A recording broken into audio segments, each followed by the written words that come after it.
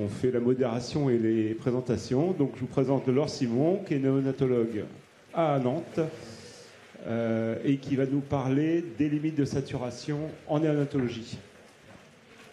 Merci Pierre, merci à vous. Donc, quelles limites de saturation en néonatologie? Je n'ai pas de lien d'intérêt en dehors de la présentation de ce symposium. Alors, pour rappel, l'oxygène est indispensable à la survie. Elle diminue les résistances vasculaires des voies aériennes, elle prévient l'HTAP. Elle diminue, l'oxygène diminue l'irrégularité respiratoire. Elle est indispensable également pour une croissance satisfaisante et assurer un sommeil satisfaisant. Dans ce contexte, des épisodes d'hypoxie chez le prématuré sont montrés comme associés à un excès de mortalité, à une altération du neurodéveloppement, une altération de la croissance et du sommeil. Cependant, l'oxygène est un radical libre dont les dérivés radicalaires possèdent une forte cytotoxicité à titre de nécrose ou d'apoptose. Et le prématuré est particulièrement sensible et vulnérable à ces épisodes d'hyperoxie du fait de défenses antioxydantes immatures, avec des activités enzymatiques plus basses et des concentrations en vitamines antioxydantes, en particulier vitamine A et vitamine E, ainsi que glutathion plus faibles que les nouveau-nés à terme.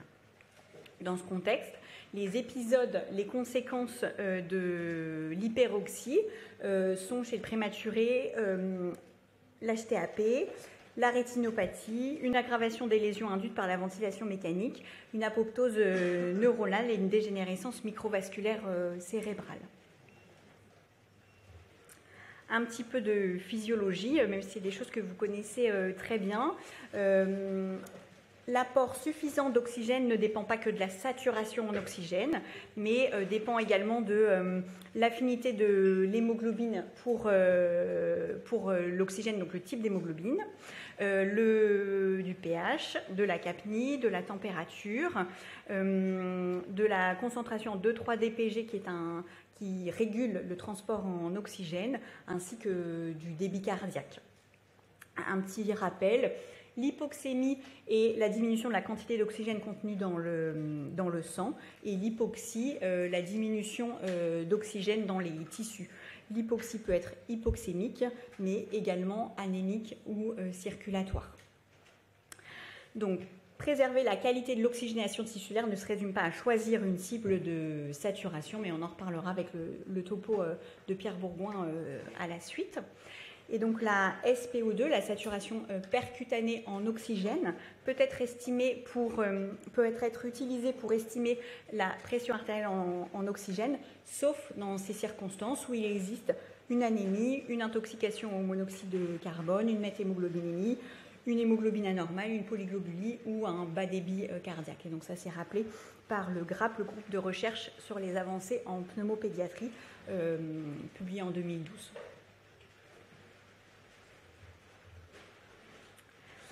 Donc, il est important de contrôler l'oxygénothérapie dès la salle de naissance.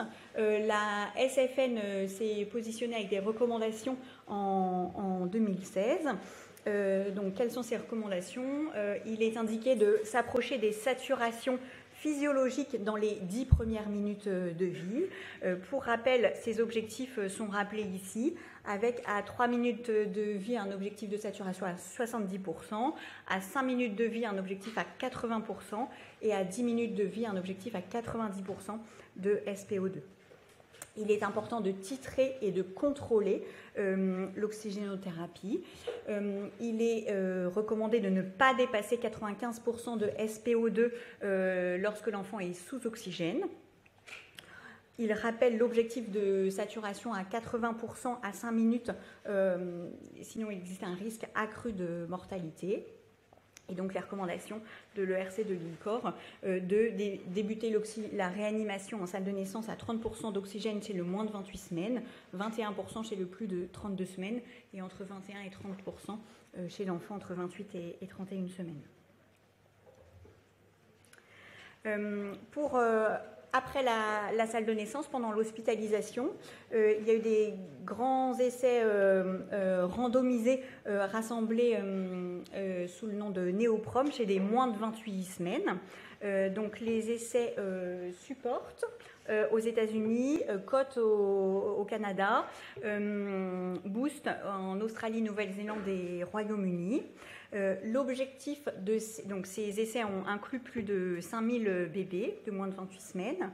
L'objectif était de déterminer les objectifs de cible de saturation optimaux pour améliorer la survie sans séquelles à 18-24 mois. Ils ont randomisé les enfants en 2 groupes. Un groupe avec une saturation basse, 85-89%, et un autre groupe avec une saturation haute, 95% de SPO2. Pour ce faire, ils ont utilisé des saturomètres modifiés entre 94 et 96%. Dans ce range-là, la SPO2 était affichée 3% plus haute dans le groupe de saturation basse et 3% plus basse dans le groupe des saturations hautes. Et ce, de la naissance de l'enfant jusqu'à la sortie d'hospitalisation. Il n'y a pas eu de différence sur l'objectif principal, donc pas de différence sur la survie sans séquelles à 18-24 mois. Par contre, des différences, on va y revenir, sur l'augmentation d'entérocolites de mortalité dans le groupe des limites de saturation plus basses et l'augmentation des rétinopathies dans le groupe avec des limites de saturation plus hautes. Ces résultats ont fait l'objet d'une publication d'une méta-analyse dans la Cochrane en 2018, qui montre en défaveur d'une cible basse un excès de mortalité à 18-24 mois, un excès de mortalité à la sortie d'hospitalisation, donc pour les enfants randomisés dans le groupe avec une cible de saturation plus basse. En défaveur également d'une cible basse, un excès d'entérocolite pour ces enfants randomisés dans ce groupe-là. Par contre, en défaveur d'une cible haute, un excès de rétinopathie sévère ou de nécessité de traitement de rétinopathie pour les enfants randomisés dans le groupe avec un objectif de saturation haut. Ainsi qu'un excès de dysplasie, une augmentation du nombre de jours d'oxygénothérapie et une augmentation du nombre d'enfants nécessitant un soutien par oxygénothérapie à 36 semaines d'âge corrigé. Et donc, comme on a vu précédemment, pas de différence concernant la survie sans séquelles à 18-24 mois dans ces 2 groupes. Ces essais sont des essais de large échelle, mais ont cependant des limites, avec des changements de protocole pour l'ensemble des 5000 enfants n'ont pas eu tout à fait le même protocole.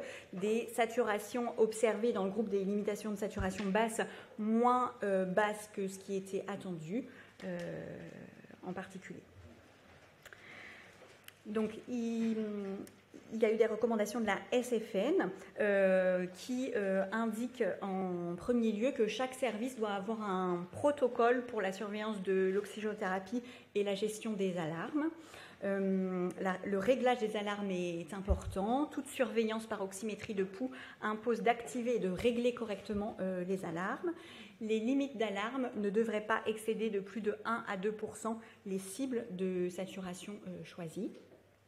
Et il est important et recommandé d'intégrer des formations sur les risques de l'hyperoxie et de l'hypoxie aux soignants s'occupant des nouveau-nés prématurés. Il y a des propositions de la SFN pour gérer les limites de saturation dans les premières semaines de vie. Donc, ce sont des propositions et non pas des recommandations formelles suite aux limites de ces études, de ces gros essais Néoprom. Donc, il est proposé pour les moins de 28 semaines de ne pas tolérer de saturation au-dessus de 95% si l'enfant est sous oxygène en raison des risques d'hyperoxie. d'encourager la réactivité des soignants pour réduire la fréquence de ces épisodes. Il n'est pas raisonnable de fixer des objectifs de saturation inférieurs à 87%. Et les fluctuations de saturation FiO2 sont potentiellement délétères et donc à éviter. Donc le premier réflexe devant une désaturation d'un bébé ne doit pas être systématiquement d'augmenter en premier lieu la FiO2 avant toute autre mesure. Donc ça, ce sont les propositions de la SFN. Moi, je vous fais une proposition de service, de protocole qui est utilisé à Nantes, mais qui n'a rien de consensuel et voilà. Mais donc, il est proposé chez les moins de 28, mais même chez les moins de 32 semaines, parce qu'il y a peu de littérature chez les 28-32 semaines, d'utiliser une cible basse de saturation à 90%, et une cible haute qui est déterminée si l'enfant est sous oxygène ou non, une cible haute à 94% si l'enfant est sous oxygène, 100% bien sûr s'il n'est pas sous oxygène, et une limite de saturation qui est 1% en dessous et en dessus. Pour les prématurés nés avant 32 semaines à la naissance jusqu'à 36 semaines d'âge corrigé, la SFN se positionne sur le fait qu'il n'y a pas de bénéfice à augmenter les objectifs de SPO2 à plus de 95% au-delà de 32 semaines. Donc la proposition en pratique pour la gestion des alarmes est de ne pas modifier les cibles que je vous ai proposées jusqu'à 36 semaines d'âge corrigé. Pour ces prématurés qui sont nés avant 32 semaines à partir de 36 semaines d'âge corrigé, la SFN se positionne en faisant l'indistinction de savoir si les bébés ont ou pas une bronchodysplasie. Pour les bébés qui ont une bronchodysplasie, l'objectif avec ou sans HTAP est d'apporter un débit minimal d'oxygène pour dépasser 92% de SPO2 ou passer moins de 5% du temps sous 90% de SPO2. Toujours ne pas dépasser 95% de SPO2 et baisser le débit d'oxygène si la majorité du temps est passé au-dessus de 98% de SPO2. En cas d'hypertension artérielle pulmonaire, la limite basse de saturation doit être rehaussée à 95%. Donc, si on résume la proposition que je vous fais, nous avons vu jusqu'à 36 semaines. À partir de 36 semaines, si l'enfant n'a pas de bronchodysplasie, on maintient les cibles qui ont été déterminées précédemment jusqu'à la sortie d'hospitalisation. On rajoute l'objectif d'histogramme moins de 5% sous 90% et un objectif de SPO2 moyenne au-dessus de 93%. En cas de bronchodysplasie, la cible inférieure de saturation est rehaussée à 92% et la cible haute est dépendante d'une oxygénothérapie ou pas, donc 95% si l'enfant est sous oxygène et 100% si l'enfant n'a pas d'oxygène, avec des limites qui sont toujours de 1% en dessous ou au-dessus de ces cibles.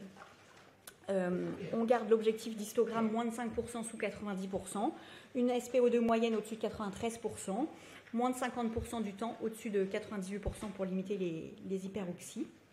Et en cas d'hypertension artérielle pulmonaire, une cible à 95-100% avec un objectif d'histogramme à moins de 5% sous les 95% de saturation. Pour l'enfant né entre 32 et 35 semaines, il n'y a vraiment pas beaucoup de littérature. On propose de garder les mêmes objectifs de saturation pendant toute l'hospitalisation en fonction de la présence d'une oxygénothérapie ou non. Qu'en est-il des nouveau-nés à terme ou proche du terme, donc nés après 35 semaines? Le GRAP a donné des recommandations en 2012 sur la gestion de l'hypoxémie aiguë qui sont détaillées ici et qui se basent également sur la présence de signes de gravité du nouveau-né. Donc en cas de cyanose, tachypnée, gênement, difficultés alimentaires, troubles de conscience, signes de lutte. En cas de présence de ces signes de gravité, La cible de saturation supérieure est augmentée à 95%, alors qu'elle est de 92% en l'absence de signes de gravité. Et la limite supérieure est définie par la présence ou non d'une oxygénothérapie. Donc 97% de cible pour l'enfant qui est sous oxygène et 100% pour l'enfant qui n'a pas besoin d'oxygénothérapie. Avec un objectif de saturation au-dessus de 91% au sommeil et 94% à l'éveil. Un petit mot sur l'oxygénothérapie longue durée. Il y a des recommandations aussi du GRAP pour l'hypoxémie chronique chez le nouveau-né qui arrive à terme. Donc on rappelle, sur le chronique, c'est prévenir l'HTAP, assurer une croissance satisfaisante, un sommeil satisfaisant. Il est recommandé d'avoir une oxymétrie nocturne et des mesures ponctuelles à l'éveil à réaliser avant la sortie. Les objectifs de saturation sont les suivants. En absence d'HTAP, un objectif de SPO2 moyenne supérieur ou égal à 93% et moins de 5% du temps en dessous de 90%. Et en cas d'HTAP, un objectif de SAT moyenne qui est rehaussé à au-dessus de 95% et moins de 5% du temps au-dessus de 95%. Alors, après ces objectifs, comment mesurer la saturation ? Il y a des recommandations du GRAP et de la SFN, dont il est recommandé d'utiliser un oxymètre de pouls dont l'algorithme supprime les artefacts liés au mouvement, ce qui est fait dans nos services, privilégier des capteurs souples à enroulement qu'on connaît bien. Il est aussi indiqué qu'on préfère les utiliser au doigt ou à l'orteil plutôt qu'à l'oreille. Vérifier l'absence de source d'erreur de mesure, un capteur mal positionné ou exposé à une forte luminosité, les mouvements de l'enfant. On sait bien que les enfants qui bougent beaucoup, ça peut être plus difficile de capter un bon signal. La pigmentation cutanée, les enfants qui ont une peau foncée, surtout en cas d'hypoxémie inférieure à 85%, on sait que nos mesures sont moins précises, moins performantes. Les troubles hémodynamiques avec un bas débit, on peut aussi avoir des erreurs de mesure. L'hypothermie ou l'hypoxémie profonde, moins de 75%, les capteurs sont moins performants également. Il est important de vérifier la qualité du signal de pouls, retenir une valeur stable obtenue sur une période d'au moins 5 minutes.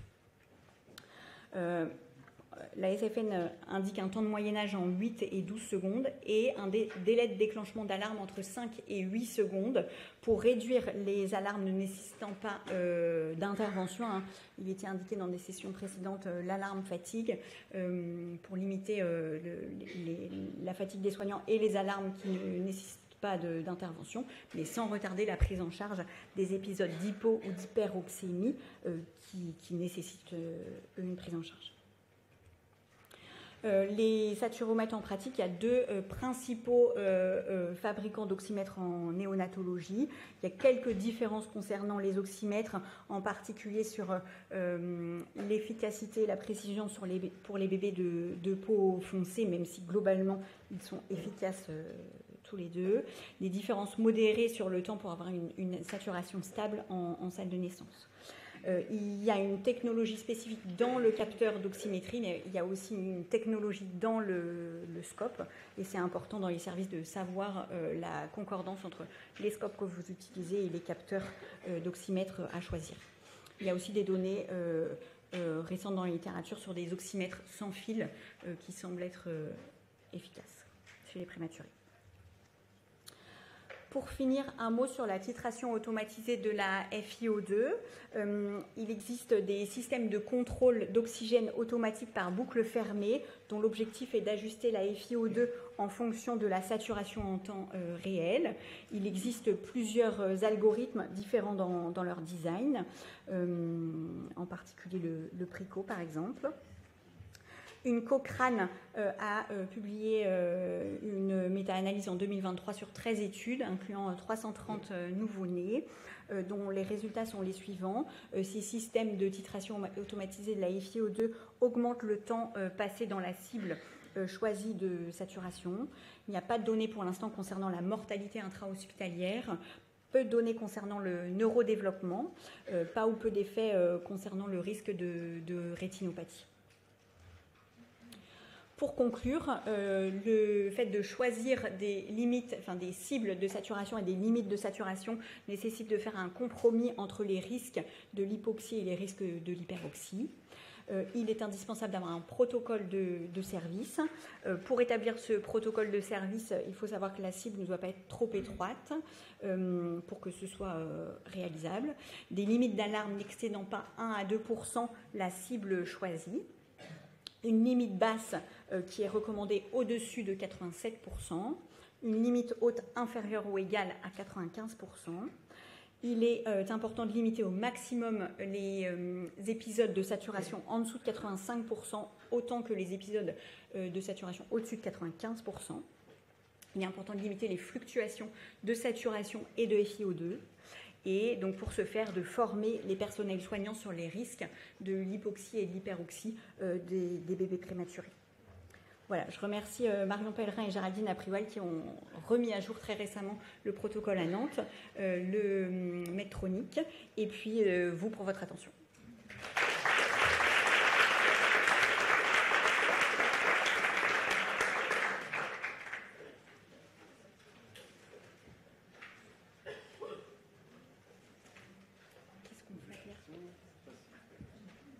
Est-ce qu'il y a une question dans la salle?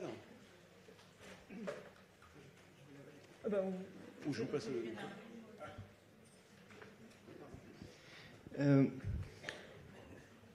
il pourrait y avoir une espèce de contradiction apparente entre la première diapo qui dit mettre plus d'oxygène, ça augmente le risque de dysplasie, enfin, ou en tout cas ça peut avoir un effet sur le développement pulmonaire.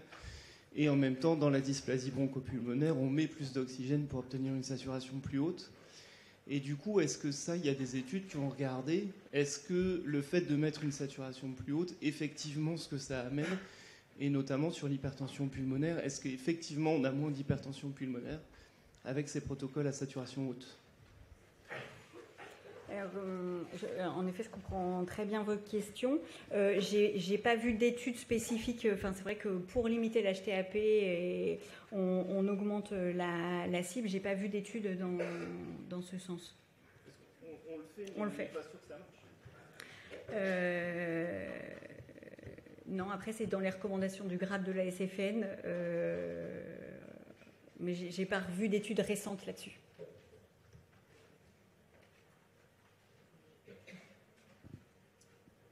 C'est bon. Moi, j'avais une question. Alors, j'ai préparé depuis 15 jours.